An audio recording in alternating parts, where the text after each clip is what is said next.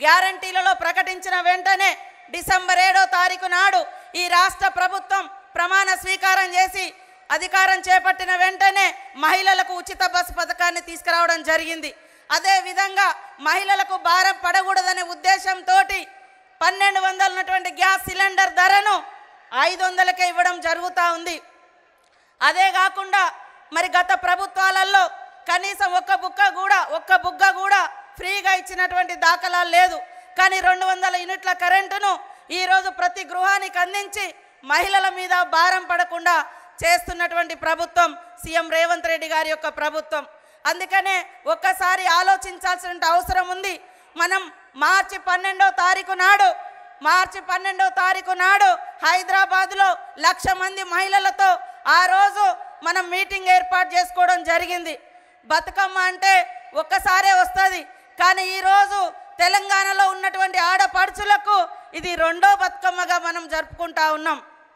ఆ రోజు మహిళలందరికీ మరి ఇన్సూరెన్స్ పెడతాం, ఏదైనా ప్రమాదంలో చనిపోతే 10 లక్షలు ఇస్తామని చెప్పడం జరిగింది సీఎం గారు.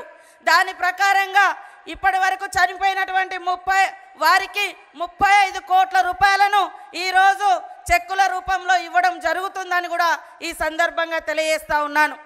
ఇవాళ అంబేద్కర్ గారి యొక్క స్ఫూర్తి మా అందరికీ ఉంది, మన ప్రభుత్వానికి ఉంది. ఏ ప్రపంచమైతే, ఏ దేశమైతే, ఏ సమాజంలో అయితే మహిళలు ప్రగతి పదంలో ఉంటారో ఆ సమాజం అభివృద్ధి చెందినట్టుగా, ఆ సమాజం అభివృద్ధి చెందిందనడానికి కొలమానిక మహిళా అభివృద్ధి. కాబట్టి దాన్ని లక్ష్యంగా పెట్టుకొని ఆ రోజు వైఎస్ఆర్ గారు మహిళల్ని లక్షాధికారులను చేయాలని పావుల వడ్డీ పథకం తీసుకురావడం జరిగింది. ఈరోజు సీఎం రేవంత్ రెడ్డి గారు 1 కోటి మంది మహిళలను కోటీశ్వర్లను చేయాలటువంటి లక్ష్యంతో ఇవాళ మహిళలందరికీ కూడా మరి బ్యాంక్ లింకేజీలతో పాటు ఎలాంటి వడ్డీ మీ మీద లేకుండా ప్రభుత్వం భరిస్తూ ఉంది. ఈరోజు మహిళలందరికీ 21,446 కోట్ల రూపాయలను బ్యాంక్ లింకేజ్ ద్వారా ఎలాంటి రూపాయి భారం, వడ్డీ భారం లేకుండా ఈరోజు మీకు చెక్కులు అందజేయడం జరుగుతూ ఉంది. అదే కాకుండా మీరు ఏమైనా లోన్లు తీసుకొని ఉండి మహిళా సభ్యురాలుగా ఉండి చనిపోయి ఉంటే 2 లక్షల వరకు మీరు కట్టకుండా ఆ యొక్క లోన్ బీమాను కూడా ఈరోజు మనం అందజేస్తూ ఉన్నాం. అందుకనే ఇప్పటి వరకు మహిళల మీద పడేటువంటి పేద మహిళలు ఇవాళ మేము బస్సు పెడితే అడ్డుకున్నారు. బీఆర్ఎస్ వాళ్ళు అడుగడుగున అడ్డుకున్నారు, ఎగతాళిగా వీడియోలు చేసి పెట్టిర్రు. ఆడోళ్ళు 33 జుట్లు కలిసి ఉంటాయి కానీ 3 శిఖలు కలిసి ఉండే అనే విధంగా దుష్ప్రచారం చేసి బస్సులలో కొట్టుకుంటున్నారు చూడండి అని దుర్మార్గమైన దుష్ప్రచారం చేసిరు. కానీ ఈరోజు ఈ రాష్ట్రంలో 64 లక్షల మంది మహిళా సభ్యులు ఈరోజు ఈ గ్రూపులలో ఉన్నారు. గ్రూపులలో ఉండి వాళ్ళు వ్యాపారవేత్తలుగా తయారవుతున్నారు.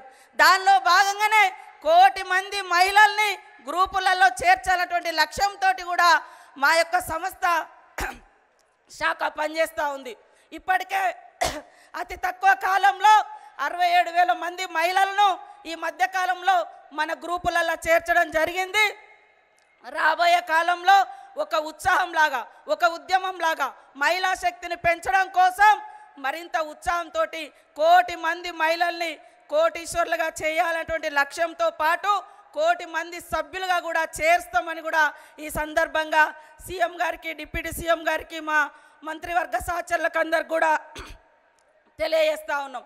అదే కాకుండా ఈరోజు 150 బస్సులతోటి మనందరికీ మరి ఆర్టీసీ ఒప్పందం జరుగుతుంది. మహిళా గ్రూపులకు 150 బస్సులను కూడా ఇవ్వడం జరుగుతూ ఉంది. అదే కాకుండా 1000 మెగావాట్ల మరి సోలార్ కూడా ఈరోజు మనము ఒప్పందం చేసుకోబోతున్నాం. మహిళలకు 17 రకాల వ్యాపారాలను గుర్తించి ఇప్పటికే ఇందిరా మహిళా శక్తి ద్వారా అనేక క్యాంటీన్స్ కానీ, ఈవెంట్ మేనేజ్మెంట్స్ కానీ, ఇతరత్ర బిజినెస్లను కూడా ప్రోత్సహిస్తున్నటువంటి ప్రభుత్వం, మాట అంటే నిలబెట్టుకునే ప్రభుత్వం మన ప్రభుత్వం, సీఎం రేవంత్ రెడ్డి గారి ప్రభుత్వం అని ఈ సందర్భంగా తెలియజేస్తూ మనకు దాదాపుగా 3,000 కోట్లకు పైగా విలువ చేసేటువంటి సోలార్ విద్యుత్తును అందిస్తున్నటువంటి మరి డిప్యూటీ సీఎం గారికి, బట్టి విక్రమార్కన్న గారికి కూడా ప్రత్యేక ధన్యవాదాలు తెలియజేస్తూ ఉన్నాం. మనం ఈరోజు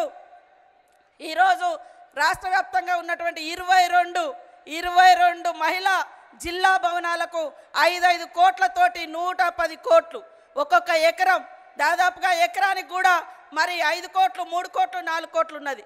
అవి కూడా ఇవాళ మహిళలకు ఇవ్వడం జరుగుతూ ఉంది. కాబట్టి ఆడపడుచులందరూ కూడా ఈ పెద్దన్నను చిన్నన్నను ఈ ప్రభుత్వాన్ని దీవించాలని మనస్ఫూర్తిగా కోరుకుంటూ, మీ అందరి అభివృద్ధే తెలంగాణ అభివృద్ధి, మీ అందరి సంక్షేమమే మనందరి సంక్షేమము ఈ ప్రభుత్వ లక్ష్యంగా తెలియజేస్తూ అందరికీ నమస్కారాలు, ధన్యవాదాలు.